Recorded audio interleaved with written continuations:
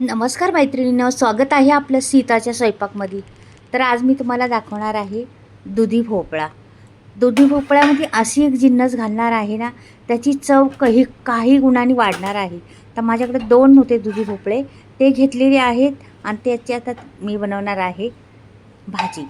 भाजी म्हणा किंवा आणखीन काय म्हणा, तुम्ही व्हिडिओ पाहिल्यावर कळेल भाजी बनते का दुसरं काय बनते. ते नक्कीच पहा व्हिडिओ. तर ही ती आता मी भोपळाचे 2 भाग केलेले आहे, एक भोपळ्याचे आणि असेच बाहेरची थोडी अशी नकळत साल काढून घ्यायची, पातळ एकदम. जास्त जाड साल काढायची नाही, पातळ साल काढायची, का की थोडासा कडक असतो बाहेरून भोपळा ना, तर त्याची साल काढल्यामुळे बरोबर एकदम परफेक्ट आपल्याला हवी तोच भेटतो. तर आता मी साल काढून घेते संपूर्ण. तर भोपळे तसे कवळे होते माझ्याकडे, हे दोन्ही पण भोपळे कवळेच होते. त्या भोपळ्याची मी बनवणार आहे. तर हे पहा, तर मी ह्याची कापते आता सर्व. बाहेरून साल काढते पहिली, नंतर पूर्ण कापून दाखवणार आहे तुम्हाला. पहा, अशा पद्धतीने मी काढून घेते, नंतर कापताना पण दाखवते मला. आणि ही एक जिन्नस घालणार आहे ना, घालत असणार आहे तुम्ही पण ही जिन्नस, पण मी पण तीच घालणार आहे. पण पहा, चव पण पहा काय ती कशा पद्धतीने केली, कधी टाकायची ती आणि कशी फोडणी द्यायची किंवा काय, हे सर्व काही व्हिडिओमध्ये येणार आहे. व्हिडिओमध्ये पाहायला भेटेल तुम्हाला. नक्कीच व्हिडिओ पहा. आणि एवढी चव, हेल्दी भोपळा म्हणतात ना, हेल्दी बनवणार आहे ती डिश.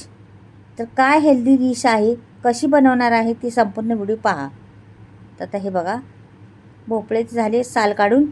तर मी हा मधोमध कापणार आहे आणि ह्याच्या अशा फोडी करणार आहे.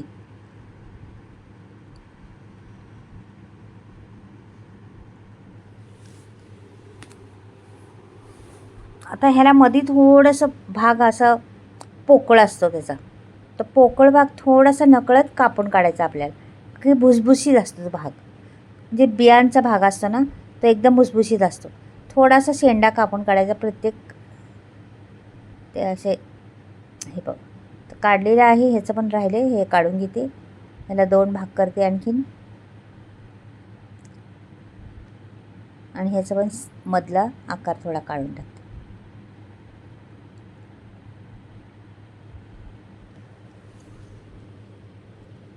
तर हे बघा, एकदम सारख्या फोडी करायची त्याच्या, म्हणून जरा बारीक मोठी नको आपल्याला.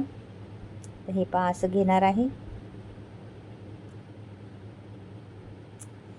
व्हिडिओ जरा पण स्किप करू नका, संपूर्ण व्हिडिओ पहा, मग कळेल तुम्हाला काय बनतंय ते.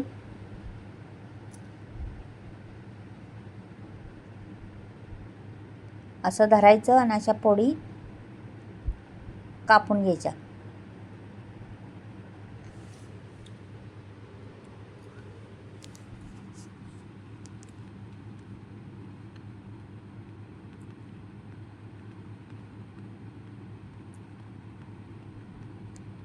या पद्धतीने कापल्या बघा मी. आता अशा सर्व भोपळ्याच्या मी 4 तुकडे आहेत ना, 4ही तुकड्यांचा मी असे करून घेणार आहे.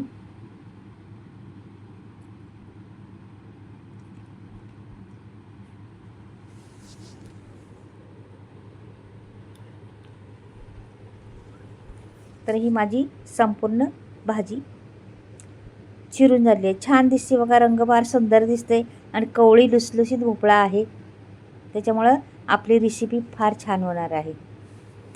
आणि तिच्यात जिन्नस पण घालणार आहे ना ती, तर त्याच्यामुळे आणखीन चव येणार आहे. आता वाटण पहा, ह्याला वाटण पण बिलकुल लागत नाही. ह्याला थोडंसं झणझणीत करायचं आपल्याला, थोडंसं तिखट. मी 7-8 मिरच्या घातलेल्या आहेत चांगल्या. सामग्री आपल्याला फार कमी लागणार आहे. तर तुम्ही इथे मिरच्याचे लसणाच्या 2-4 पाकळ्या घेतलेल्या आहेत, त्या टाकलेल्या आहेत. 1 चमचा जिरं टाकायचं. जिरं टाकले 1 चमचा, आणि कोथिंबीर टाकायची.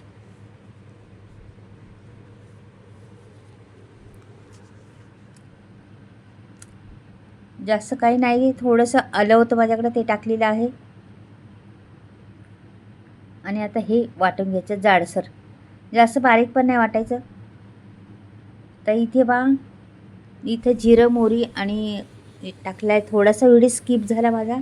जिरं मोहरी 1 चमचा तेल, जिरं, मोहरी टाकलेलं आहे आणि ही डाळ द्यायची टाकून त्याच्यात. सिक्रेट चीज आहे डाळ आपली. डाळ टाकल्यामुळं दुधी भोपळा एवढा टेस्टी होतो ना. पण कुठल्या स्टेपला टाकलेली आहे डाळ ती पण पहा. फोडणीमध्येच डाळ ओतलेली आहे मी.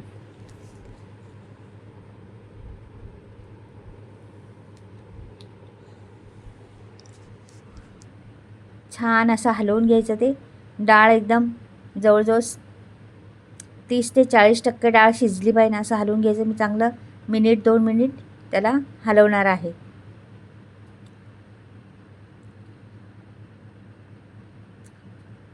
हलवायचं. आता हे वाटण केलेलं आहे ना आपण, हे वाटण सोडायचे आपल्याला याच्यात.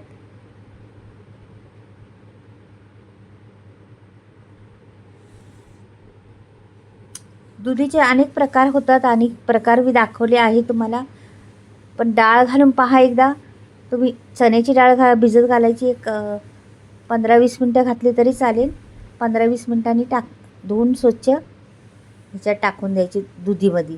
तर फार चव छान येते आणि दुधी आणि डाळ शिजायला एकदम परफेक्ट आहे दोन्ही पण. त्याच्यामुळं चव पण मग त्या रेसिपीला येते. मेन शिजणं आणि कसं शिजणं महत्त्वाचं आहे त्याला. तर इथे मी धने पावडर टाकलेली आहे.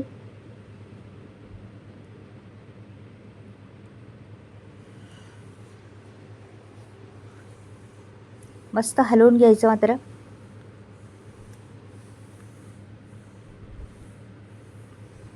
आता हा आपला दुधी आहे ना, हा सोडायचा. फोडी त्याच्या मस्त आहे बघा, किती छान फोडी दिसतात.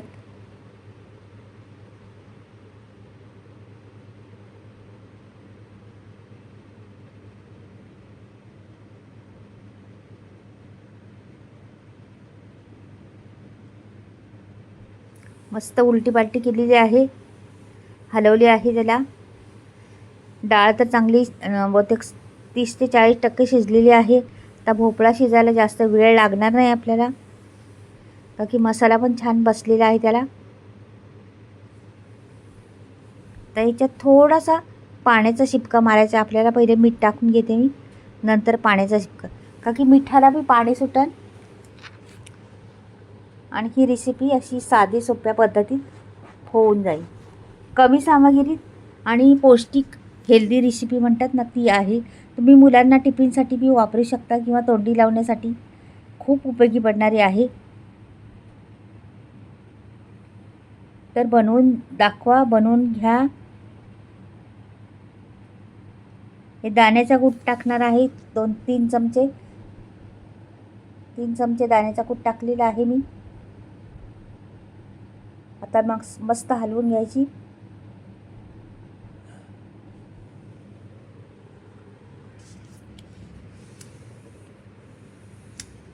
तर ह्याच्यावर मला आता थोडासा पाण्याचा शिपका मारून झाकण ठेवायची. आता थोडंसं पाणी भांडं धुवून घेतलेलं आहे, बस तेवढंच पुरेसं झालं.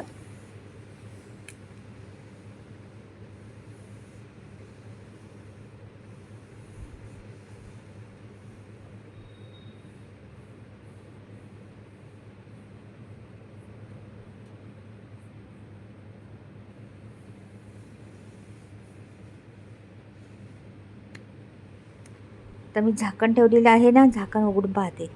वाव. तर जरा कोथिंबीर टाकते वरून आणि परत झाकण ठेवते त्याला.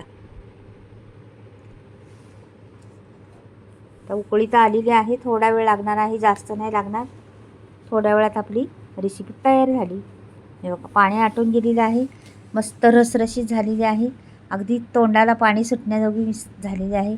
रंग फार सुंदर आलेला आहे तिला. तर आता मी काढून दाखवते प्लेटमध्ये आपल्या.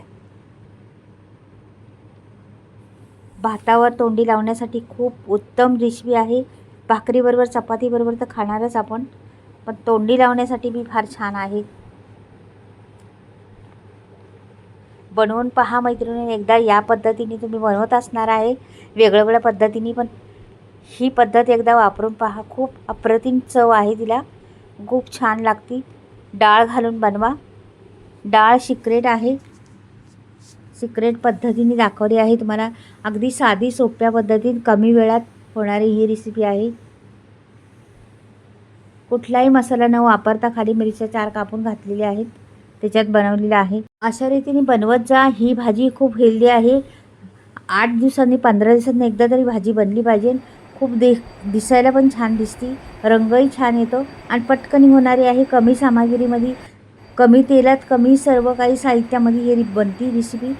तर एकदा बनवून पहा. खरंच अशा पद्धतीने तुम्ही बनवत असणार आहे, पण ही पद्धत वापरलेली आहे. ह्याच्यात पण पहा रंग काय सुंदर आलेला आहे त्याचा, किती छान दिसते पहा.